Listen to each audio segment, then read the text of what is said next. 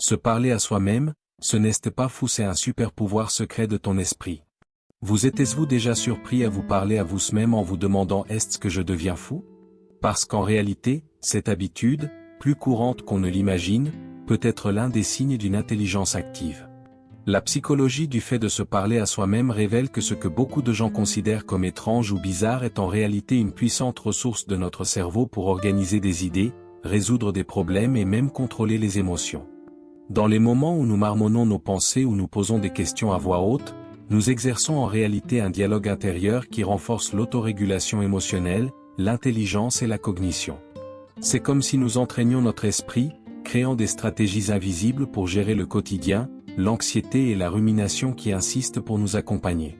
Et ce qui est le plus surprenant, cette habitude nous aide non seulement à mieux penser, mais peut aussi augmenter la productivité, améliorer le développement cognitif, et même servir de compagne dans les moments de solitude. En d'autres termes, ce que beaucoup considèrent comme étrange est en fait un véritable super-pouvoir mental et nous découvrirons exactement comment en tirer parti dans les prochains sujets. Beaucoup de gens torsent encore le nez en voyant quelqu'un se parler à lui-même, comme si c'était automatiquement un signe de déséquilibre. Il existe une forte stigmatisation autour de la psychologie du fait de se parler à soi-même, presque comme si c'était socialement interdit. Mais, entre nous, qui n'a jamais marmonné quelque chose en essayant de se souvenir où il a laissé la clé? Ce qui est curieux, c'est que ce comportement, connu sous le nom de dialogue intérieur ou même de discours intérieur, est bien plus courant qu'il n'y paraît. Elle apparaît aux moments les plus simples de la journée, comme lorsque vous organisez des tâches ou essayez de prendre une décision importante. Et pourtant, beaucoup de gens répriment cette habitude par crainte du jugement. Mais cette vision limitée finit par cacher quelque chose de bien plus grand. Se parler à soi-même peut être un reflet direct de votre intelligence et de votre cognition, en plus d'être profondément lié à votre santé mentale. Au lieu de folie, cela peut être le signe d'un cerveau actif essayant de s'organiser et cela nous ouvre des portes pour comprendre quelque chose de bien plus intéressant au prochain point.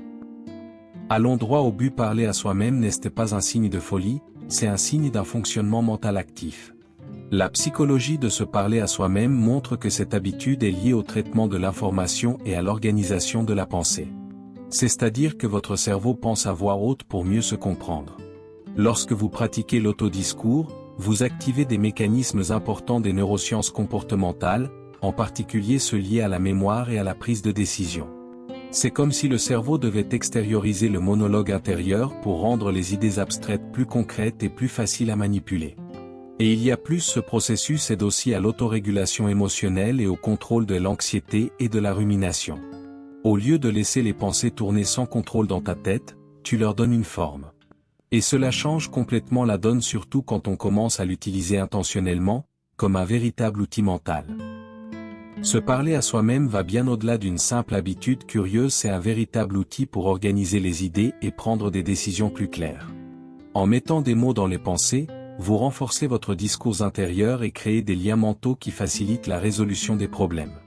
C'est comme si tu mettais ton cerveau à faire du sport. Ce dialogue intérieur vous aide aussi à rester concentré et productif. Par exemple, répéter des instructions ou planifier des tâches à voix haute vous permet d'organiser votre journée plus clairement et avec moins de stress. Cette pratique transforme le monologue intérieur en une stratégie de développement cognitif. Et cela ne s'arrête pas là. Parler à soi-même est un moyen d'extérioriser des idées créatives et de tester des hypothèses sans craindre le jugement.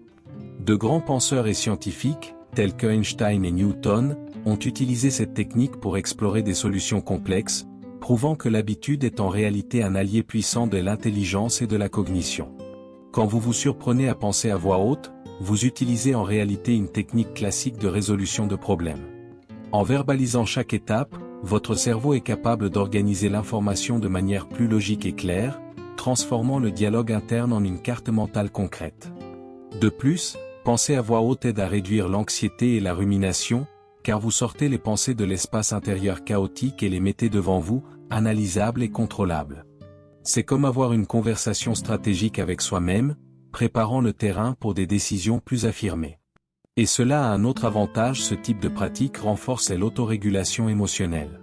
En verbalisant vos peurs ou vos doutes, vous pouvez les gérer de manière plus rationnelle, transformant les moments de tension en opportunités d'apprentissage et de développement personnel, ce qui est essentiel pour ceux qui veulent utiliser le monologue intérieur à leur avantage. Dans les premières années de vie, les enfants se parlent à eux-mêmes comme une partie naturelle du développement cognitif. Piaget appelait cela un discours égocentrique, une manière pour l'enfant d'organiser pensée et expérience à travers le monologue intérieur. Ce comportement est en réalité une fenêtre sur la façon dont le cerveau apprend à gérer le monde. Vygotsky, quant à lui, voyait cette conversation personnelle comme un outil de médiation sociale interne. Parler à lui-même aide l'enfant à intérioriser les règles, planifier les actions et réguler ses émotions. En d'autres termes, cette conversation imaginaire n'est pas un désordre, c'est un entraînement à l'autorégulation émotionnelle et au développement cognitif. Et même à l'âge adulte, cette habitude persiste comme reflet de cet apprentissage d'enfance. Se parler à soi-même reste une stratégie puissante pour organiser des idées, résoudre des problèmes et stimuler l'intelligence et la cognition, montrant que notre cerveau ne perd jamais cette capacité à utiliser la parole pour mieux penser. Se parler à soi-même ne se résume pas à organiser des idées, c'est aussi un moyen de se soutenir émotionnellement.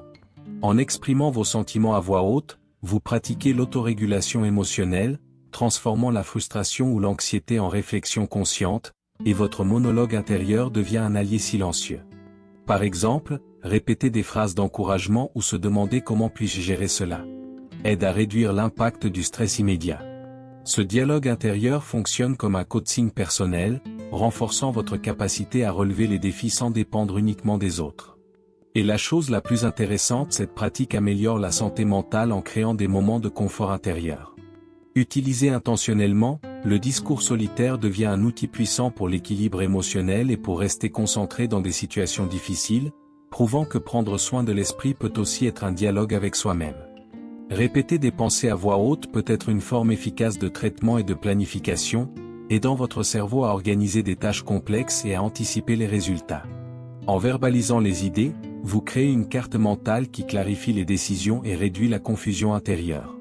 Mais soyez prudent, la même habitude peut se transformer en rumination, surtout lorsque l'esprit est bloqué dans des problèmes ou des soucis. La clé est d'utiliser l'autodialogue de manière stratégique, en gardant l'axe sur les solutions et pas seulement sur le cycle sans fin des pensées négatives.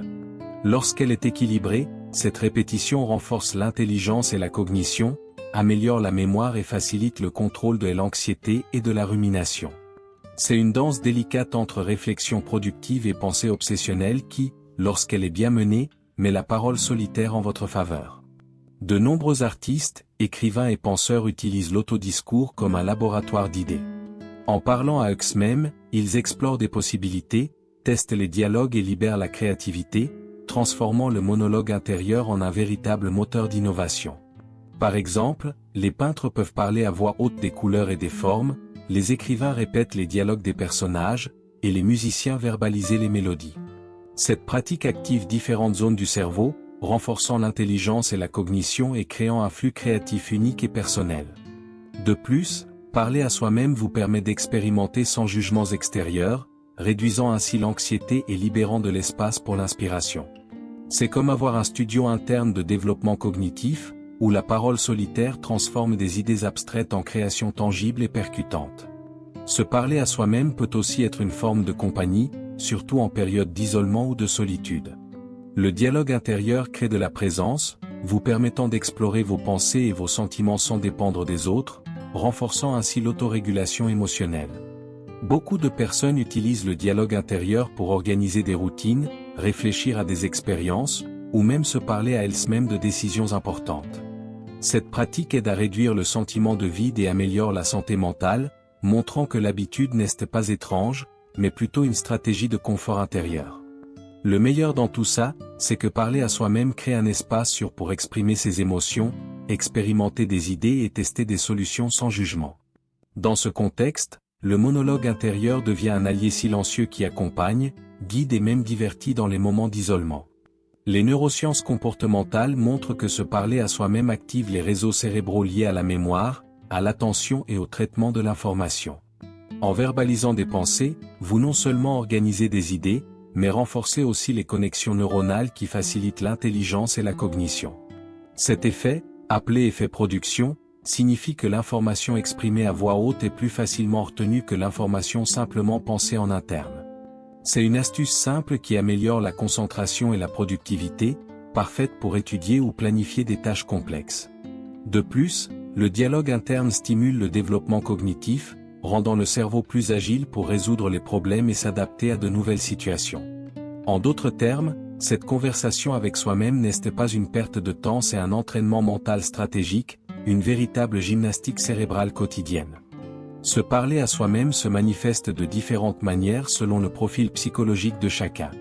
Ceux qui souffrent d'anxiété et de rumination peuvent utiliser l'autodialogue pour organiser leurs pensées, tandis que les personnes atteintes de TDAH bénéficient de l'externalisation des instructions et de la concentration sur les tâches. En cas d'isolement ou de traumatisme, le dialogue intérieur agit comme un mécanisme d'autosoutien, aidant à traiter les expériences et à réduire les sentiments de solitude. Dans le cas de l'autisme, se parler à soi-même peut être un moyen d'explorer des idées ou de réguler ses émotions de manière sûre et structurée. L'essentiel est de comprendre que cette habitude n'indique pas un problème, mais plutôt une stratégie que le cerveau crée pour relever les défis. Bien dirigé, le monologue intérieur peut devenir un outil puissant pour l'autorégulation émotionnelle, l'apprentissage et la croissance personnelle. Se parler à soi-même n'est pas un signe de folie, mais d'un esprit actif et créatif. En comprenant la psychologie du fait de se parler à soi-même, nous pouvons normaliser cette habitude et en reconnaître les bienfaits pour la santé mentale, l'intelligence et la cognition, ainsi que pour le développement cognitif. Pratiquer consciemment l'autodialogue aide à organiser les pensées, à améliorer la concentration et la productivité, et à renforcer l'autorégulation émotionnelle.